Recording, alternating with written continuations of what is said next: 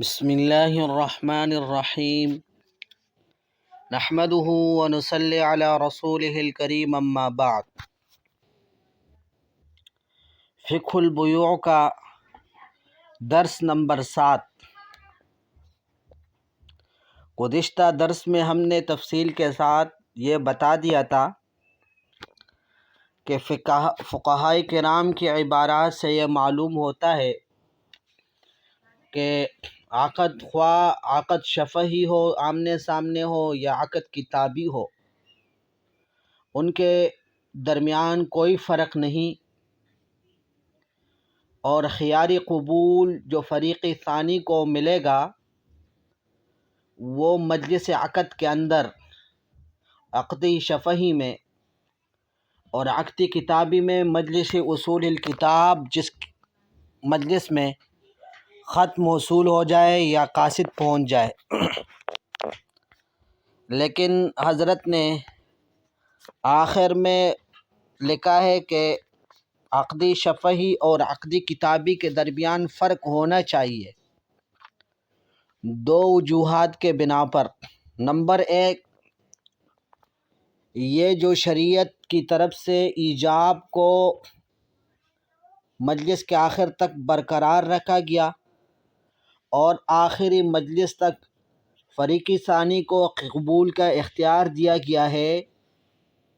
تو اس کی حکمت، اس کی مشروعیت کی وجہ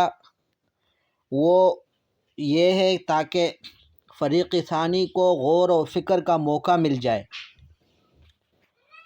اور جب عقد دو حاضرین کے درمیان ہو تو عادتاً غور و فکر حاصل ہونے تک مجلس مستمر رہتی ہے، اور اگر خدا نخواستہ مجلس ختم بھی ہو جائے تو تجدیدی ایجاب آسان ہوتا ہے، بخلاف خط کی صورت میں کہ وہاں پر کبھی کبھی آدمی کو ایسی حالت میں خط مل جاتی ہے کہ آدمی جلدی میں ہوتا ہے، اس کو غور و فکر کا موقع نہیں ملتا، اور جب مجلس ختم ہو جائے گی تو تجدیدی ایجاب بھی آسان نہیں۔ تو ایک وجہ تو یہ، دوسری وجہ یہ بیان کر دی کہ جب دونوں فریقین حاضر ہوں گے تو ان کے بعد اس وقت یہ بات ثابت کرنا، یہ بات طے کرنا کہ قبول مجلس عقد میں ہوا ہے یا اس کے بعد ہوا ہے، یہ تحقیق اور یہ بات طے کرنا آسان ہے، بخلاف عقدی کتابی کے کہ وہاں پر یہ بات طے کرنا مشکل ہے، اس لیے دونوں کے درمیان فرق ہونا چاہیے۔ اسی لیے بعض فقہائے حنفیہ نے شاید زبان گفتگو اور کتاب کے درمیان ان فروق کو محسوس کیا تھا اور انہوں نے ان مشکلات کا حل تلاش کیا ہے، تو اب شیخ الاسلام خواہر زادہ رحمہ اللہ کی عبارت اور اس کے بعد علامہ ابن عابدین شامی رحمہ اللہ کی عبارت نقل کی جاتی ہے، جس کا مقصد یہ ہے کہ ان فقہائے کرام نے کتاب اور خطاب میں فرق کیا ہے، زبانی گفتگو اور خط کی صورت میں فرق کیا ہے۔ چنانچہ حضرت لکھتے ہیں وَلَعَلَّ الْبَعْضَ مِنَ الْفُقَهَاءِ الْحَنَفِيَّةِ تَنَبَّهُوا لِهَذِهِ الْفُرُوقِ بَيْنَ الْخِطَابِ وَالْكِتَابِ، اور شاید بعض فقہائے حنفیہ نے خطاب اور کتاب کے درمیان ان فروق کو محسوس کیا تھا۔ وَالْتَمَسُوا الْحُلُولَ لِهَذِهِ الْمَشَاكِلِ، انہوں نے ان مشکلات کے لیے حل تلاش کر دیا تھا۔ فقال الشیخ الاسلام خواہر زادہ فی مبسوطہ الکتاب والخطاب سواء، کہ خط اور زبانی گفتگو برابر ہے، الا فی فصل واحد، مگر ایک صورت میں، وہو انہ لو کان حاضرا فخاطبها بالنکاح، کہ آدمی موجود ہو اور اس نے زبانی طور پر نکاح کا ایجاب کر لیا، فلم تجب فی مجلس الخطاب، اب عورت نے خطاب کی مجلس میں اس کو قبول نہیں کیا، ثم اجابت فی مجلس آخر، پھر اس نے دوسری مجلس میں قبول کر لیا، فإن النکاح لا یصح، تو نکاح صحیح نہیں ہوگا. وفی الکتاب اذا بلغها، اور تحریر کی صورت میں جب اس کو تحریر پہنچ جاتی ہے عورت کو. وقرأت الکتاب، اور وہ تحریر کو پڑھ لیتی ہے. ولم تزوج نفسها منه في المجلس الذي قرأت الكتاب فيه، اور اس نے اپنا نکاح اسی مجلس میں نہیں کروایا جس مجلس میں اس نے خط پڑھا ہے. ثم زوجت نفسها في مجلس آخر بين يدي الشهود، اور پھر اس نے دوسری مجلس میں گواہوں کے سامنے اس مرد کے ساتھ اپنے نفس کا نکاح کروا دیا. وقد سمعوا کلامها، گواہوں نے اس عورت کا کلام بھی سن لیا. وما فی الکتاب، اور خط کے اندر جو لکھا ہوا تھا وہ بھی سن لیا تھا. یصح النکاح، تو نکاح صحیح ہو جائے گی. وجہ، شیخ الاسلام خواہر زادہ نے وجہ یہ بیان کی، لأن الغائب انما صار خاطبا لها بالکتاب، اس لیے جو آدمی موجود نہیں ہے لیکن اس کی تحریر اور خط موجود ہے، تو خط اور تحریر کی وجود کی وجہ سے گویا کہ وہ خود زبانی گفتگو کر رہے ہیں. والکتاب باق فی المجلس الثانی، اور چونکہ تحریر دوسرے مجلس پہ بھی موجود،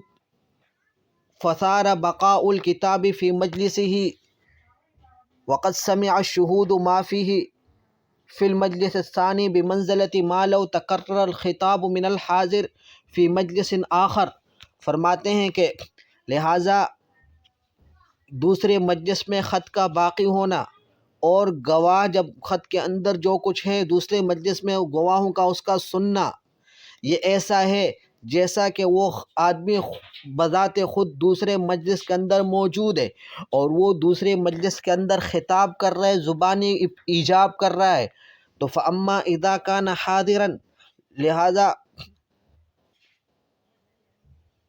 اس لیے کتاب کی صورت میں نکاح درست ہو جائے گی. اب دوسری صورت، آدمی اگر خط کے ذریعے سے ایجاب نہ کرے بلکہ فاما اذا کان حاضرا، جب آدمی بذات خود موجود ہو، فانما صار خاطبا لها بالکلام، تو وہ چونکہ وہ جو خطاب اور نکاح کا پیغام بھیج رہا ہے زبانی گفتگو کے ذریعے سے. فرماتے وما وجد من الکلام لا يبقى الى المجلس الثانی، اور جو کلام اس نے کیا وہ کلام دوسرے مجلس تک باقی نہیں رہتا. وانما سمع الشہود فی المجلس الثانی احد شطرئی العقد، دوسرے مجلس میں گواہوں نے صرف عقد کا ایک سطر سنا ہے. دوسرے مجلس میں گواہوں نے عقد کا صرف ایک شطر یعنی صرف قبول سنا ہے، ایجاب نہیں سنا. جب گواہوں نے صرف قبول سنا ہے، ایجاب سے نہیں سنا، تو اس لیے نکاح درست نہیں ہوگی، لیکن کتاب کی صورت میں درست ہو جائے گی. بہرحال شیخ الاسلام خواہر زادہ رحمہ اللہ تعالیٰ کی عبارت سے یہ معلوم ہوا کہ وہ خطاب اور کتاب دونوں صورتوں میں فرق کرتے ہیں. ونقل ابن عابدین رحمہ اللہ تعالیٰ هذا القول، علامہ ابن عابدین رحمہ اللہ نے بھی اس قول کو نقل کیا. ثم عقبہ بقولہ، پھر اس کے بعد اپنا یہ قول ذکر کیا. وحاصلہ ان قولہ تزوجتک بکذا اذا لم یوجد قبول یکون مجرد خطبۃ منہ لہا، یعنی اس شیخ الاسلام خواہر زادہ کی قول کا خلاصہ یہ ہے، اس کا حاصل یہ ہے کہ جب مرد یہ کہہ دے عورت کو کہ میں نے تیرے ساتھ اتنے مہر پر نکاح کر لیا، اذا لم یوجد قبول، عورت کی طرف سے اگر قبول نہیں پایا گیا تو گویا کہ یہ مرد کی طرف سے محض عورت کو خطبہ نکاح، پیغامی نکاح ہے. فاذا قبلت فی مجلس آخر لا یصح، اب اگر عورت نے اس کو دوسری مجلس میں قبول کر لیا تو صحیح نہیں ہوگا. بخلاف ما لو کتب ذلک الیہا، بخلاف اس صورت کے کہ زبانی نہیں کہتے بلکہ ایک تحریر کے ذریعے سے اس کو پیغامی نکاح بھیج رہا ہے. لأنہ لو قرأت الکتاب ثانیا، اس لیے کہ اگر وہ اسی مجلس میں نہیں پڑھتی خط کو، دوسری مجلس میں خط کو پڑھتی ہے، تو وفیہ قولہ تزوجتک بکذا، اور اس میں خط کے اندر، تحریر کے اندر اس کا یہ قول لکھا ہوا ہے کہ تزوجتک بکذا، تو فرماتے وقبلت عند الشہود، اور عورت نے گواہوں کے سامنے نکاح کو قبول کر لیا، صح العقد، تو عقد صحیح ہو جائے گا. وکذا کما لو خاطبها به ثانیا، یہ ایسا ہو گیا جیسے کہ اس نے دوبارہ دوسری مجلس میں اس کو پیغام نکاح بھیجا. آگے علامہ شامی لکھتے ہیں وظاہرہ ان البیع کذالک، اور ظاہر یہ ہے کہ بے بھی اسی طرح ہے، وہ خلاف ظاہر الہدایہ، اور یہ عبارت ہدایت کے ظاہر کے خلاف ہے، فتأمل، بس اس میں غور و فکر کر لو۔ وقد ذکر ابن عابدین رحمہ اللہ تعالی هذه المسئلہ، بہرحال علامہ ابن عابدین نے یہاں پر یہ ذکر کیا کہ بیع بھی نکاح کی طرح ہے، تو جس طرح نکاح کے اندر خطاب اور کتاب میں فرق ہے، زبانی گفتگو اور تحریر میں فرق ہے، تو اسی طرح بیع کے اندر بھی فرق ہوگا۔ علامہ ابن عابدین شامی رحمہ اللہ نے بھی اس مسئلے کو کتاب النکاح میں ذکر کیا ہے، نقلاً عن المحیط، ایداً محیط سے نقل کرتے ہوئے بھی ذکر کیا ہے، وعللہ فی المحیط، اور محیط میں اس کی علت یہ بیان کی گئی ہے کہ بأن الکتاب قائم فی مجلس آخر، کہ یہ جو تحریر ہوتی ہے وہ دوسرے مجلس میں باقی رہتی ہے، وقراءتہ بمنزلۃ خطاب الحاضر، تو لہٰذا تحریر کو دوسری مجلس میں پڑھنا یہ ایسا ہے جیسا کہ آدمی وہاں پہ بذات خود موجود ہو اور وہ زبانی ایجاب کر رہا ہو، تو فاتصل الایجاب بالقبول، تو ایجاب قبول کے ساتھ متصل ہو گیا، لہٰذا عقد صحیح ہو جائے گا۔ ثم فر علیہ ابن عابدین رحمہ اللہ تعالی فقال، علامہ ابن عابدین نے اسی پر تفریح کرتے ہوئے فرمایا ہے، ومقتضاہ ان قراءۃ الکتاب فی مجلس آخر لا بد منہ، کہ اس عبارت کا تقاضا یہ ہے کہ دوسری مجلس میں تحریر پڑھنا یہ ضروری ہے، دوسری مجلس میں تحریر پڑھنا یہ ضروری ہے، لیحصل الاتفاق بین الایجاب والقبول، تاکہ ایجاب اور قبول کے درمیان اتصال حاصل ہو جائے۔ لیکن حضرت لکھتے ہیں ولیکن الظاہر ان هذا التفریع تدقیق فی غیر موضعہ، لیکن یہ جو علامہ ابن عابدین نے اس کے اوپر جو تفریع کیا ہے، یہ تفریع بلا وجہ کے تدقیق ہے، لہٰذا اس کی ضرورت نہیں ہے۔ وقد رأیت ان شیخ الاسلام خواہرزادہ رحمہ اللہ تعالی لم یقید صحت القبول بقراءۃ الکتاب مرۃ ثانیہ، آپ نے شیخ الاسلام خواہرزادہ رحمہ اللہ تعالی کی عبارت پڑھی، اس نے صحت قبول کو دوسری مجلس میں خط پڑھنے کے ساتھ مقید نہیں کیا، بلکہ وانما عللہ ببقاء الکتاب، بلکہ اس نے علت جو بیان کی وہ خط اور تحریر باقی رہنا، یہ علت بیان کیا ہے۔ والظاہر ان قراءتہ مرۃ ثانیہ لا تجب للاتصال بین الایجاب والقبول، اور اس کی عبارت کا، شیخ الاسلام خواہرزادہ کی عبارت کا ظاہر یہ ہے کہ دوبارہ دوسری مجلس میں خط پڑھنا ایجاب اور قبول کے اتصال کے لیے ضروری نہیں ہے، لأن الایجاب فعل الکاتب، اس لیے کہ ایجاب یہ کاتب کا فعل ہے، خط تحریر لکھنے والے کا فعل ہے، ولا علاقۃ له بالقراءة التي هي فعل المکتوب الیہ، اور ایجاب کا مکتوب الیہ یعنی جس کی طرف خط لکھا گیا، مکتوب الیہ کے فعل کے ساتھ کوئی تعلق نہیں ہے، اس کے پڑھنے کے ساتھ کوئی تعلق نہیں ہے، اس لیے کہ مکتوب الیہ اگر پڑھے گا تو مکتوب الیہ کا پڑھنا ہوگی تو مکتوب الیہ کا فعل ہے، اور ایجاب تو فاعل کا فعل ہوتا ہے۔ ومعنی التعلیل الذی ذکرہ شیخ الاسلام خواہرزادہ ان الکاتب، اب حضرت لکھتے ہیں کہ شیخ الاسلام خواہرزادہ رحمہ اللہ نے جو علت بیان کی ہے اس کا مطلب کیا ہے کہ ان الکاتب حینما اثبت ایجابہ فی کتاب فکأنما اراد ان یستمر هذا الایجاب الى ان يقبلہ المکتوب الیہ او یرفضہ، جب کوئی کاتب وہ کسی تحریر کے اندر ایجاب لکھتا ہے تو اس کا ارادہ یہ ہوتا ہے کہ اس کا ایجاب اس وقت تک باقی رہے گا کہ جب تک مکتوب الیہ اس کو قبول کر لے یا اس کو وہ ٹکرا دے، صراحتاً رد کر دے، اس وقت تک اس کی تحریر باقی رہے گی۔ تو فبقاء الکتاب فی حیاز المکتوب الیہ بقاء للایجاب بصفۃ مستمرہ، تو لہٰذا جب مکتوب الیہ کے پاس خط موجود ہے تو مکتوب الیہ کے پاس خط موجود ہونا، مکتوب الیہ کے پاس خط کا موجود ہونا یہ ایجاب کا باقی ہونا ہے صفت مستمرہ کے ساتھ، وہ ہے کہ ایجاب باقی ہے، لہٰذا فلا يبطل هذا الایجاب بمجرد انقضاء مجلس اصول الکتاب، لہٰذا یہ ایجاب صرف خط ملنے کی مجلس کے ختم کی وجہ سے یہ ایجاب ختم نہیں ہوگا۔ وأن هذا الموقف هو الأسلم، اور یہی موقف زیادہ صحیح ہے، وخاصة بالنظر إلى طریق تعامل الناس في الظروف الحاضرة، خصوصاً ہمارے زمانے کے اندر لوگوں کا جو تعامل ہے اس کو دیکھتے ہوئے شیخ الاسلام خواہرزادہ رحمہ اللہ کا جو موقف ہے یہ زیادہ مناسب ہے۔ بہرحال حضرت یہ لکھتے ہیں کہ علامہ شامی رحمہ اللہ نے جو یہ فرمایا ہے کہ دوسرے مجلس کے اندر خط پڑھنا ضروری ہے، تو یہ بات صحیح نہیں ہے، بلکہ شیخ الاسلام خواہر زادہ رحمہ اللہ کی عبارت سے صرف یہ معلوم ہوتا ہے کہ دوسرے مجلس میں خط کا باقی رہنا یہ کافی ہے۔ جب دوسرے مجلس کے اندر خط باقی ہوگا تو وہ قبول کر لے تو بے صحیح ہو جائے گی، بے منعقد ہو جائے گی۔ اور اس کی وجہ یہ بیان کی حضرت نے کہ دیکھیں کہ جب کوئی کاتب تحریر لکھتا ہے، تحریر کے اندر، خط کے اندر اپنا ایجاب لکھتا ہے، تو اس کا مقصد یہ ہوتا ہے کہ یہ میرا یہ ایجاب اس وقت تک مستمر اور باقی رہے گا جب تک وہ اس کو قبول کر لے یا اس کو ٹکرا دے، اس وقت تک۔ لہٰذا جب تک مکتوب الیہ کے پاس خط ہوگا اسی وقت تک اس کا ایجاب باقی رہے گا، اور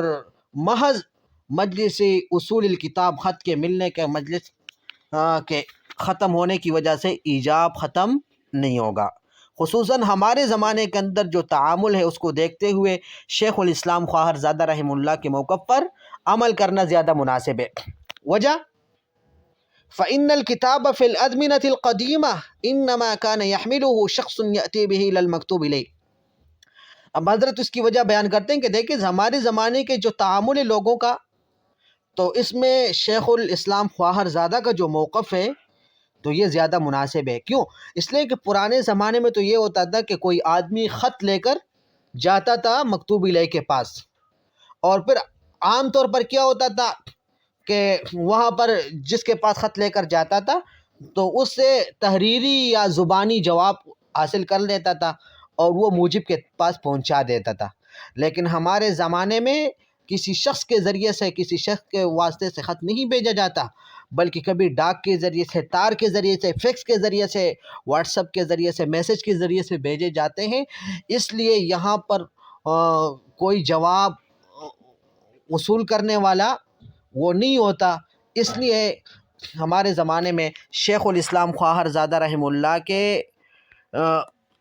موقف پر عمل کرنا زیادہ مناسب ہے، خصوصاً جب شیخ الاسلام خواہر زادہ رحمہ اللہ کا موقف قرآن و سنت کے خلاف بھی نہیں ہے تو اس پر عمل کرنا چاہیے، اگرچہ ہدایہ کے ظاہر کے خلاف، ہدایہ کے خلاف ہے، جس طرح کہ علامہ ابن عابدین شامی رحمہ اللہ نے تنبیہ کی ہے۔ لیکن بعض معاصر فقہا مثلا شیخ علی الخفیف رحمہ اللہ تعالی نے بھی اسی کو اختیار کیا ہے، یعنی شیخ الاسلام خواہر زادہ رحمہ اللہ کی، اور اس نے بھی یہی کہا ہے کہ خیار قبول وہ مجلس اصول الکتاب تک باقی نہیں رہے گا، بلکہ جب تک خط ہوگا اسی وقت تک خیار قبول باقی رہے گا۔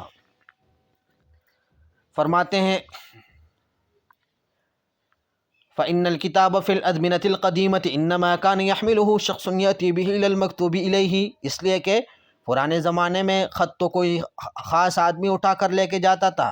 یأتی بِهِ إِلَى الْمَكْتُوبِ إِلَيْهِ، اس کو مکتوب الیہ کے پاس لے کر جاتا تھا۔ وَكَانَ الْمَفْرُوضُ فِي غَالِبِ الْأَحْيَانِ أَن يَتَلَقَّى مِنْهُ جَوَابًا سَلَبِيًّا أَوْ إِيجَابِيًّا، اور عام طور پر جب اس آدمی کے پاس خط لے کر جاتا تھا تو اس سے جواب لے لیتا تھا ایجابی یا سلبی، وَيُوصِلُهُ إِلَى الْمُوجِبِ، اور وہ جواب موجب تک پہنچا دیتا۔ وَأَمَّا فِي عَصْرِنَا، جہاں تک ہمارے زمانے کی بات ہے، فَالْكِتَابُ رُبَمَا يُرْسَلُ عَنْ طَرِيقِ الْبَرِيدِ، تو خط کبھی کبھی ڈاک کے ذریعے سے بھیجی جاتی ہے، او التلکس، یا تار کے ذریعے سے، او الفاکس، یا فیکس کے ذریعے سے۔ وَلَيْسَ هُنَاكَ مَن يَحْمِلُهُ، اور یہاں پر کوئی خط کو اٹھانے والا نہیں، وَيَنْتَظِرُ الْجَوَابَ فِي مَجْلِسِ اصولی، اور کوئی ایسا آدمی نہیں ہے جو خط کے پہنچنے کی مجلس میں جواب کا انتظار کرے۔ وَلِذَا فَمَوْقِفُ شیخ الاسلام خواہر زادہ والموقف العملی اليوم، اس لیے شیخ الاسلام خواہر زادہ رحمہ اللہ تعالیٰ کا جو موقف ہے وہ آج کے دور میں قابل عمل ہے۔ وما دام انه لا يصادم نصا من القرون والسنة فلا بأس بالاخذ به في الظروف الحاضرة، اور جب تک شیخ الاسلام خواہر زادہ کا جو موقف ہے یہ قرآن کی نص اور سنت کی کسی نص کے خلاف بھی نہیں ہے تو زمانہ حاضر میں اس پر عمل کرنے میں کوئی حرج نہیں ہے۔ رغم انہ مخالف لظاہر ما فی الہدایہ وغیرہ، اگرچہ یہ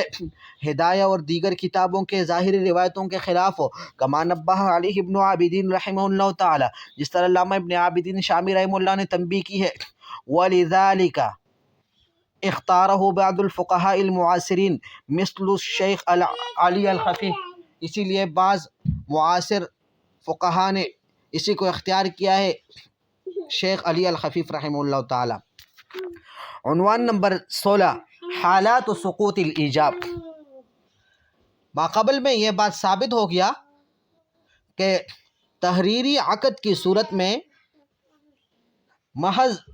یہ نہیں ہے کہ جس مجلس کے اندر خط پہنچ جائے تو اسی مجلس کے اندر قبول کرنا ضروری ہوگا، اگر وہ مجلس ختم ہو جائے تو بے ختم ہو جائے گی، بے منعقد پر نہیں ہوگی اور ایجاب جدید کی ضرورت ہوگی۔ یہ بات نہیں ہے۔ جب یہ بات طے ہو گیا تو اب بات یہ ہے کہ مجلس کے ختم ہونے کی وجہ سے جب ایجاب ساقط نہیں ہوتا تو ایجاب کب ساقط ہوگا، یہ سوال پیدا ہوتا ہے۔ تو حضرت فرماتے ہیں کہ ظاہر یہ ہے کہ 4 حالات میں سے کوئی ایک صورت میں، 4 صورتوں میں سے کسی ایک صورت میں وہ ایجاب ساقط ہو جائے گا۔ تو فرماتے ہیں کہ فَإِذَا تَقَرَّرَ أَنَّ الْإِيجَابَ لَا يَسْقُطُ بِمُجَرَّدِ انقضاء وصول الكتاب عن طريق البريد أو التلكس أو الفاکس۔ جب یہ ثابت ہو گیا کہ خط پہنچنے کی، مجلس کے ختم ہونے کی وجہ سے ایجاب ختم نہیں ہوگا، تو یعنی وہ خط عن طریق البرید، ڈاک کے ذریعے سے ہو یا تار یا فکس کے ذریعے سے ہو، فمتى یسقط، تو سوال پیدا ہوتا ہے کہ ایجاب کب ساقط ہوگا۔ والظاہر انہ یسقط باحدى الحالات الاربع، تو ظاہر یہ ہے کہ 4 صورتوں میں سے کسی ایک صورت کی وجہ سے ایجاب ساقط ہوگا۔ اب وہ 4 حالات اور 4 صورتیں کون کون سی ہیں؟ الاول، پہلی صورت، ان يرفض المکتوب الیہ قبول الایجاب صراحتا اما شفاہا و اما کتابتا۔ پہلی بات کہ مکتوب الیہ صراحتا وہ ایجاب کے قبول کو رد کر دے، قبول کرنا ٹکرا دے صراحتا، پھر اما شفاہن، وہ زبانی طور پر ہو یا تحریری طور پر ہو۔ تو زبانی طور پر کہہ دے کہ بھائی میں نہیں خرید رہا، یا خط کے جواب میں خط لکھ دے، میسج کے جواب میں میسج لکھ دے کہ میں نہیں خرید رہا، تو یہ صراحتاً اس کو چھوڑنا ہے، صراحتاً اس کو ٹکرانا اور رد کرنا ہے، تو اس صورت میں بھی ایجاب ساقط ہو جائے گا۔ دوسری صورت، والثانی ان کان الموجب قید القبول بمدت محددت فالایجاب یبطل بانقضاء المدہ۔ دوسری صورت یہ ہے کہ موجب نے، ایجاب کرنے والے نے اپنی ایجاب کو متعین مدت کے ساتھ محدود کر دیا ہے،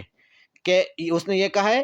کہ بھائی اتنے وقت میں اگر آپ نے قبول کر لیا تو اچھی بات ہے، ورنہ اس کے بعد پھر میں دوسری جگہ پر اس کو بیچوں گا۔ تو اگر اس نے متعین مدت کے ساتھ اس کو محدود کر لیا تو اس مدت گزرنے کے بعد بھی ایجاب باطل ہو جائے گا، ساقط ہو جائے گا۔ تو فرماتے ہیں ان کان الموجب قید القبول بمدت محددت، اگر موجب نے قبول کو ایک محدود مدت کے ساتھ مقید کر دیا ہو تو فالایجاب یبطل بانقضاء تلک المدت، تو اس مدت گزرنے کی وجہ سے بھی ایجاب باطل ہو جائے گا۔ الثالث، تیسری صورت، ان یرجع الموجب عن ایجابہ قبل قبول المکتوب الیہ، تیسری صورت یہ ہے کہ موجب نے مکتوب الیہ کے قبول سے پہلے اپنے ایجاب سے رجوع کر لیا، مکتوب الیہ کے قبول کرنے سے پہلے اپنے ایجاب سے رجوع کر لیا، تو اس صورت میں بھی ایجاب ساقط اور باطل ہو جائے گا۔ اور چوتھی صورت یہ ہے کہ ان یسقط المکتوب الیہ مدتا طویلہ بحیث یدل بحکم العرف علی رفضہ للایجاب۔ چوتھی صورت یہ ہے کہ مکتوب الیہ کے پاس جب خط پہنچ گیا وہ خاموش ہو گیا، نہ ہاں میں جواب دے رہے نہ نا میں جواب دے رہے، اور طویل مدت تک اس نے خاموشی اختیار کر لی، کہ وہ طویل مدت عرفاً وہ ایجاب کو رد کرنا سمجھا جاتا ہو، تو پھر بھی ایجاب ختم ہو جائے گا، ایجاب ساقط ہو جائے گا۔ فرماتے ہیں کہ الرابع، چوتھی صورت، ان یسقط المکتوب الیہ مدتا طویلہ، کہ مکتوب الیہ طویل مدت کے لیے خاموش ہو جائے، بحیث یدل بحکم العرف علی رفضہ للایجاب، کہ عرف کی وجہ سے اس کا جو خاموشی ہے وہ ایجاب چھوڑنے پر دلالت کرے عرفاً، تو اس صورت میں بھی ایجاب اس کا باطل ہو جائے گا۔ بہرحال یہ 4 صورتیں بیان کر دی، اب ان 4 صورتوں کی تفصیل بیان کرنا چاہتے ہیں، تو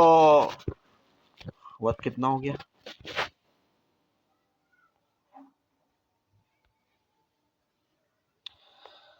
چلو ایک پڑھ لیں گے، وقت کم ہوا ہے۔ عنوان نمبر 17 سقوط الایجاب بالرفض۔ اب اس میں جو 4 حالات اور 4 صورتیں تھیں، جن میں سے کسی ایک صورت میں ایجاب ساقط ہوگا موجب کا، جب تحریری طور پر وہ ایجاب لکھے گا۔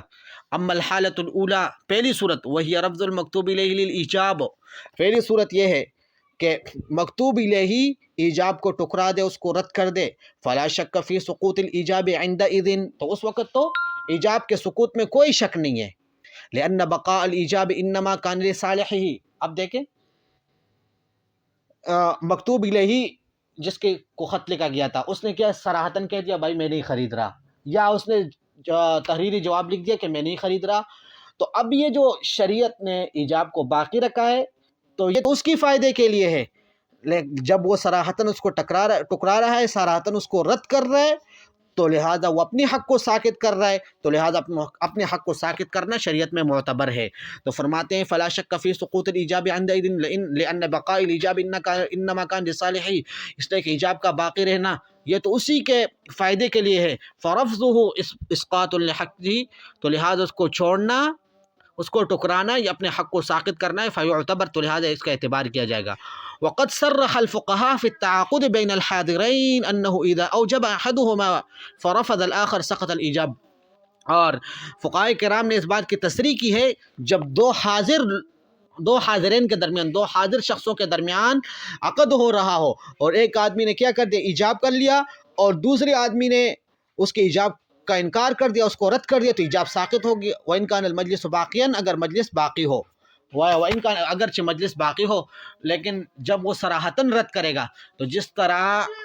حاضرین کے درمیان عقد ہو رہا ہو اس میں فقہاء نے تصریح کی ہے، تو اسی طرح ہم کتابی عقدی کتابوں کو بھی عقد شفہی پر قیاس کریں گے، اور اس میں بھی ہم یہ کہیں گے کہ جب صراحتاً یہ ایجاب کو رد کرے گا تو ایجاب رد ہو جائے گا۔ جاء فی الفتاوی الخانیہ، اب حضرت محل استشہاد کے لیے فتاوی خانیہ کی عبارت ذکر کر رہے ہیں۔ فرماتے ہیں رجل قال لآخرہ بعتک ھذا بألف درہم، ایک آدمی نے دوسرے آدمی سے کہا کہ بعتک ھذا بألف درہم، کہ میں نے یہ چیز تمہارے اوپر 1000 درہم میں بیچ دیا۔ فقال لا اقبل، اب دوسرے آدمی نے کہا کہ میں نہیں قبول کر رہا، صراحتاً اس نے ٹکرا دیا، رد کر دیا۔ بل اعطنیہ ب500، بلکہ تو مجھے یہ 500 کا دے دے۔ ثم قال، پھر تھوڑی دیر بعد کہنے لگا قد اخذت ب1000 درہم، میں نے 1000 کا خرید لیا۔ قال ابو یوسف رحمہ اللہ تعالی، امام ابو یوسف رحمۃ اللہ علیہ فرماتے ہیں ان دفعہ الیہ فهو رضا والا فلا، اب یہ موجب اول جس نے پہلی مرتبہ ایجاب کیا ہے، اگر وہ اپنی رضامندی سے دیتا ہے تو دے دے، اور اگر اپنی رضامندی سے نہیں دیتا تو نہیں دے۔ اب یہاں پر موجب اول کی رضامندی کا یعنی کا اعتبار کیا گیا ہے امام ابو یوسف رحمۃ اللہ علیہ کی طرف سے۔ وجہ کیا ہے؟ وَهَذَا لِأَنَّ الْمُشْتَرِيَ رَفَضَ الْإِيجَابَ الْأَوَّلِ، اس لیے کہ جب مشتری نے لا اقبل کہا کہ میں قبول نہیں کر رہا، تو لا اقبل کہنے کی وجہ سے اس نے کیا کر دیا، ایجاب کو رد کر دیا، اس کو ٹکرا دیا۔ فسقط الایجاب، تو بائع کا ایجاب ساقط ہو گیا۔ ثم تقدم بایجاب جدید من قبلہ بشرائہ ب500، پھر اس نے کیا کر دیا، اپنی طرف سے ایجابی جدید کر لیا کہ بھائی مجھے 500 کا چاہیے، اور پھر اپنا ایجاب جدید تھا اس کو چھوڑ دیا اور ایک اور ایجاب، ثم عاد الى الایجاب الاول، پہلے والے کی طرح ایجاب کر لیا کہ بھائی 1000 کا دے دے۔ تو فاعتبرہ الفقہاء ایجابا ثالثا، فقہاء کہتے ہیں کہ یہ اس کی طرف سے ایجاب ثالث ہے، یہ تیسرا ایجاب ہے۔ ولذلک لم یلزموا به البیع الا برضا الموجب الاول، اسی لیے وہ کہتے ہیں فقہاء کہ اب یہ جو تیسری مرتبہ کہہ رہا ہے کہ یہ مجھے دے دے 1000 کا، تو اس کے کہنے کی وجہ سے بے لازم نہیں ہوگی، بلکہ موجب اول کی رضا کا اعتبار ہوگا، اگر وہ راضی تو بے، وہ اگر راضی نہیں ہوگا، اس لیے کہ یہ اس کی طرف سے ایجاب ہے۔ جب ایجاب ہے تو موجب اول کو اختیار ہے کہ اس کے ایجاب کو قبول کرے یا نہ کرے۔ ولم یعتبروه قبولا للایجاب الاول، اور فقہاء کہتے ہیں کہ یہ اس کی طرف سے ایجاب اول کا قبول نہیں ہے، لکونہ قد سقط به بعد الرفض، اس لیے کہ جب اس نے لا اقبلو صراحتاً ایجاب کو ٹکرا دیا تھا تو ایجاب اول ساقط ہو چکا تھا۔ وَإِنْ كَانَ الْمَجْلِسُ بَاقِيًا، اگرچہ مجلس باقی ہو، فَدَلَّ عَلَىٰ أَنَّ الْإِيجَابَ يَسْقُطُ بِرَفْضِ الْفَرِيقِ الْآخِرِ مُطْلَقًا، تو یہ اس بات پہ دلالت کرتا ہے یہ عبارت کہ جب فریق ثانی ایجاب کو رد کر دے تو اس کی وجہ سے ایجاب ساقط ہو جاتا ہے، یہ ایک حالت ہے۔ انشاءاللہ العزیز اس کے علاوہ جو باقی 3 حالات ہیں وہ اگلے درس میں پڑھ لیں گے۔ وآخر دعوانا الحمد للہ رب العالمین۔ السلام علیکم ورحمۃ اللہ وبرکاتہ۔